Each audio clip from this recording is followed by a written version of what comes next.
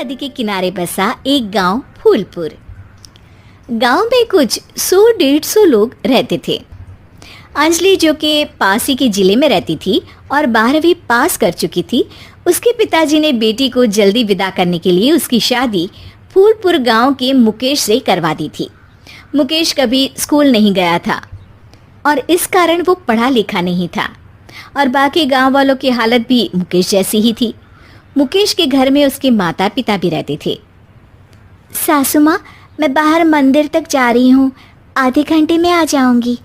अरे अभी कहीं जाने की जरूरत नहीं है, चुपचाप जाके रसोई में रात के खाने की तैयारी करो। और ये घूंघट क्यों हटा लिया है तुमने? क्या पता नहीं कि इस गांव में औरतें बिना घूंघट के नहीं रहती? रात में अंजलि छत पर जाकर अपनी मम्मी से बात कर रही होती है। तभी गांव की 3-4 औरतें उसे देख लेती है और दरवाजे पर आकर उसकी सास से शिकायत करने लगती है।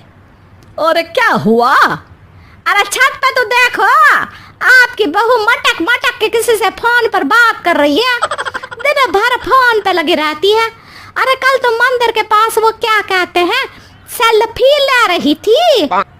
शहर की बहू रखना अच्छा शान की बात है, पर देखना इसके लक्षण से ये तो तुम्हारे परिवार को बदनाम ना कर दे।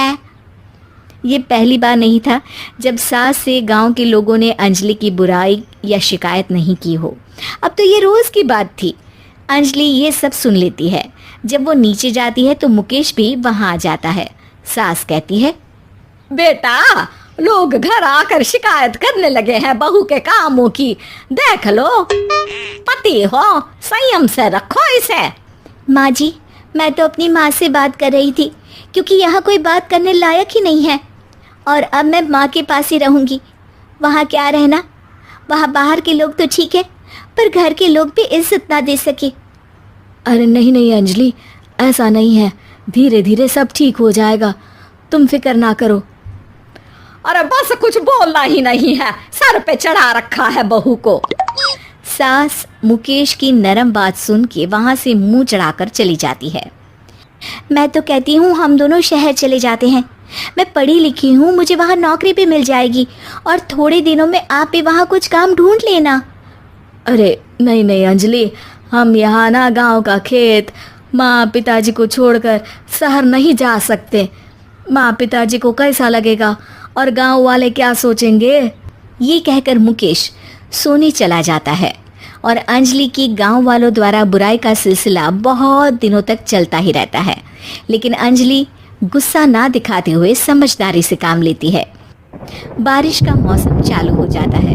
जोरदार बारिश से पूरे गांव में हाहाकार मच जाता है। दुर्गा नदी में बाढ़ आ जाती है और बाढ़ का पानी पूरे गांव की फसल तबाह कर देता है। फसल की ये हालत देखकर गांव वाले निराश हो जाते हैं और बात तो यहाँ तक पहुँच जाती है कि कुछ लोग तो अंजलि को इस सब का दोषी ठहरा देते हैं। अरे पूरी फसल तबाह हो गई, पता नहीं किसकी नजर लग गई है। अरे जब से चौधरी परिवार में ये शहर की बहू आई है ना, तब से ही गांव की शांति चली गई है। इसके कर्म कांड से माँ दुर्गा नदी भी खुश नहीं है। ये सब सुनकर बेचारी अंजलि रोते हुए अपने घर चली जाती है। कुछ दिन बाद सभी गांव वाले अपनी फसल का मुआवजा लेकर अपने अपने घर आते हैं। मुकेश भी 1500 लेकर आता है। अंजलि को जब पासबुक दिखाता है तो अंजलि हैरान हो जाती है। अरे, ये पासबुक में तो उन्होंने 4000 की एंट्री करी है और आपको सिर्फ 1500 दिए। सच में? अरे वो सरकारी अफसर आपको बेवकूफ़ बना रहे हैं। सरकार की तरफ से हमें 4000 मिले हैं, लेकिन बाकी का सारा पैसा खुद ही खा रहे हैं। आप लोग के अनपढ़ होने का फ़ायदा उठा रहे हैं। ये सब सुनकर मुकेश परेशान हो जाता है, लेकिन अंजलि उसे हिम्मत से काम लेने को कहती है और सुबह होते ही मुकेश को पंचायत कार्यालय ले जाती है और साथ में गांव के और लोगों को भी। आप सरकारी बाबू क्या गांव के लोगों को बेवकूफ़ समझते हैं? आपको क्या लगता है ये पढ़े लिखे नहीं है तो आप कुछ भी मनमानी करेंगे? ये बेचारे दिन रात इतनी मेहनत करते हैं, ये हमारे अन्नदाता हैं और आप इनके साथ ऐसा धोखा करते हैं। अरे क्या बके जा रही है ये लड़की, किस धोखे की बात कर रही है? अपने कांड करके नदी माँ को नाराज करके हमारा नुकसान करके इसे चैन नहीं मिला क्या? सरपंच जी, इन सरकारी बाबू ने मुझे बेवकूफ़ बनाया है और मेरे हिस्से के पैसे खुद चट कर गए। बस ये सुनते ही सरपंच वहां से दुम दबाकर भाग जाता है। पता चलता है कि जनपद अधिकारियों ने गांव के सरपंच के साथ मिलकर सबके साथ धोखा किया है। सब लोगों का विरोध शुरू हो जाता है और आखिर में अधिकारी सब गांव वालों के हिस्सों के बचे हुए पैसे उन्हें लौटा देते हैं और कई दिन तक सरपंच गांव में लौटता ही नहीं। अंजलि, तुम नहीं होती तो हम गांव वालों को तो पता ही नहीं चलता कि ये हमें हर बार बेवकूफ़ बनाते हैं। हाँ अंजलि बेटी, हमें माफ कर दो। हम सब तुम्हें बुरा भला कहते रहे, लेकिन तुमने ही आज हमें बेवकूफ़ बनाने से बचाया है।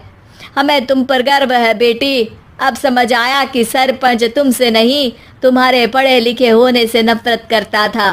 क्यों ना इस बार हम अंजलि को ही सरपंच पद के लिए चुन ले? क्या कहते हो गांव वालों? पढ़ी लिखी सरपंच। बस पूरा गांव अंजलि के लिए ताली बजाता है।